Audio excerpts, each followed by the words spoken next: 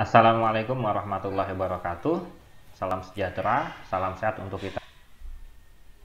Secara umum, industri migas itu terbagi menjadi dua, hulu dan hilir.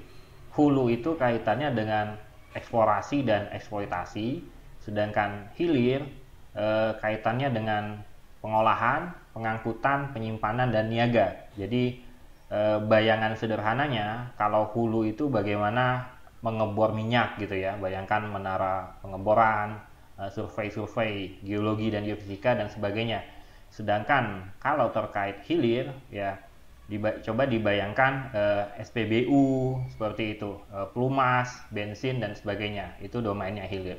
Nah, di hulu sendiri basisnya adalah kontrak kerjasama gitu. Jadi pemerintah dalam hal ini diwakili oleh SKK Migas berkontrak dengan badan usaha atau bentuk usaha tetap yang merupakan kontraktor kontrak kerjasama.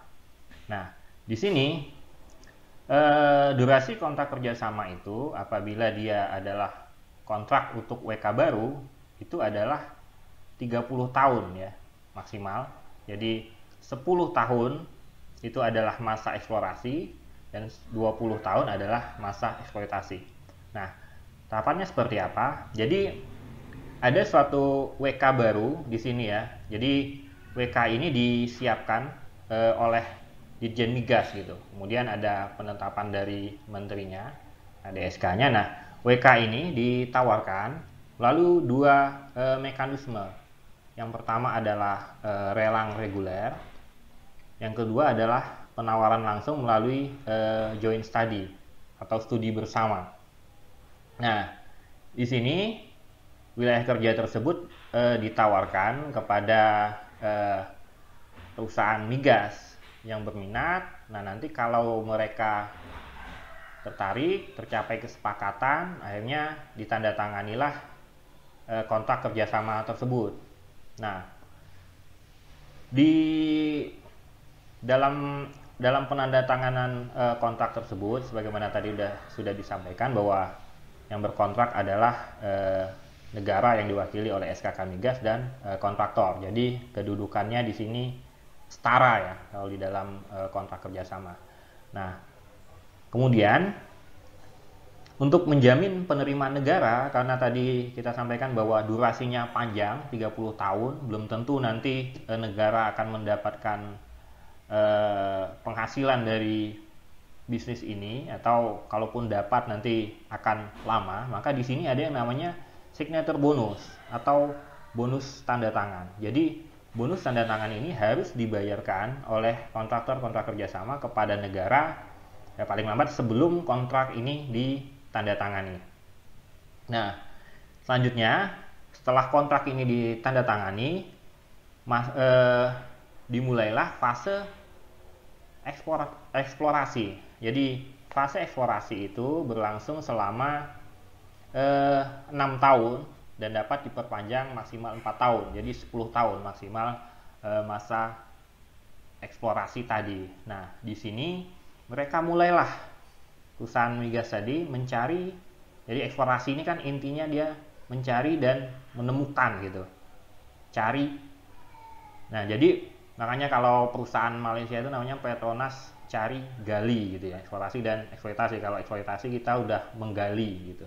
Nah, di sini di dalam tahapan eksplorasi mereka mulai melakukan kegiatan survei-survei gitu, survei GNG gitu ya, geofisika dan geologi, kemudian survei seismik, sampai kemudian mereka melakukan drilling atau pengeboran sumur.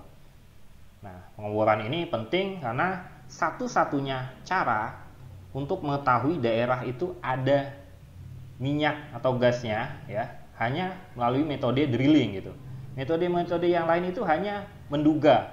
Jadi dengan survei GNG kemudian seismik itu mempersempit ruang pencarian. Nah, dengan drilling ini adalah pembuktiannya daerah tersebut ada oil and gas atau tidak. Nah, kalau nanti ditemukan adanya migas, maka nanti kan mulai dihitung tadi. Jadi mulai dilakukan pemodelan reservoir ini cadangannya berapa sih total di area tersebut. Setelah mulai dilakukan pemodelan reservoir, nanti akan mulai dihitung nih, ini produksinya kira-kira berapa banyak ya, selama berapa tahun itu berapa banyak sih yang bisa diproduksikan. Kemudian diasumsikan kalau ketemu minyak, harga minyaknya berapa gitu. Kalau ditemukan gas ya harga gasnya berapa, nanti dihitung, dikalikan. Nah, kemudian dihitung juga biaya-biayanya berapa gitu. Nah, kalau nanti dari K3S merasa bahwa ini ekonomis gitu. Ekonomis itu artinya hasil dari lapangan tersebut ya, migasnya itu kalau dijual kemudian dikurangi dengan biaya-biaya, mereka masih mendapatkan keuntungan. Dan ini masing-masing K3S ini beda-beda gitu standarnya. Ya biasanya dinyatakan dalam bentuk IRR ya, berapa persen sih IRR-nya gitu. Nah, ada K3S besar yang mungkin kalau 12% gitu dia nggak mau menjalankan proyek ini, ya udah saya tinggal saja gitu. Tapi ada juga mungkin yang merasa bahwa udah 10% ya udah saya jalan. Nah, seperti itu. Jadi nah di sini di tahapan eksplorasi ini semua biaya-biaya itu kan ditanggung oleh kontraktor. Seluruh biaya itu menjadi tanggungan dari kontraktor. Dan kalau mereka tidak ketemu sama sekali, ya hangus. Tidak menemukan cadangan, tidak maju sampai tahap POD akan hangus. Ya sudah, mereka rugi, ya udah rugi semua gitu. Nah, biaya yang sudah keluar ini biasa disebut dengan istilah sunk cost. Nah, kemudian kalau tadi mereka menemukan cadangan yang ekonomis, ini menemukan migas yang ekonomis, mereka akan mengajukan yang namanya POD. Jadi yang pertama kali di satu wilayah kerja itu namanya POD 1, dan itu harus approval dari Menteri SDM karena itu menyatakan komersialisasi dari suatu wilayah kerja. Dan kemudian juga tadi ada cost recovery tadi ya, sunk cost-nya. Jadi kalau POD-nya sudah disetujui, berarti nanti yang biaya-biaya yang tadi sudah dikeluarkan itu bisa dikembalikan oleh negara ya, dari mekanisme cost recovery yang dipotong dari bagian negara tadi. Nah, kemudian setelah POD-nya disetujui, berarti wilayah kerja tersebut berubah dari fase eksplorasi menjadi fase eksploitasi. Jadi masanya itu sudah berubah, statusnya itu sudah berubah ya. Nah, tapi kegiatan eksplorasi di masa eksploitasi tetap bisa dilakukan kalau mereka ingin menemukan cadangan-cadangan lain, dan itu yang memang yang diharapkan oleh pemerintah. Nah, masa eksploitasi sendiri itu dibagi menjadi dua fase, yaitu tahap pengembangan yang pertama, kemudian yang kedua adalah tahap produksi. Nah, tahap pengembangan itu adalah sejak POD disetujui sampai nanti dia mulai bisa memproduksikan migas gitu. Jadi di sini dia membangun fasilitas produksi dan lain sebagainya. Dan ini berbeda-beda untuk masing-masing lapangan, untuk masing-masing wilayah kerja berbeda-beda. Ada yang bisa cepat, ada yang lama. Yang lama terutama seringnya adalah terkait gas gitu. Karena untuk gas bumi, mereka sebelum mau memproduksikan dia harus ada kepastian dulu siapa yang mau membeli gas ini. Karena nanti kan mereka akan membangun fasilitas produksi ya, bisa membangun pipa kalau gasnya lewat pipa seperti itu, dan nanti setelah ketemu pembeli mereka berkontrak ya dalam jangka waktu yang panjang biasanya kontraknya. Nah, setelah jelas baru mereka akan memproduksikan.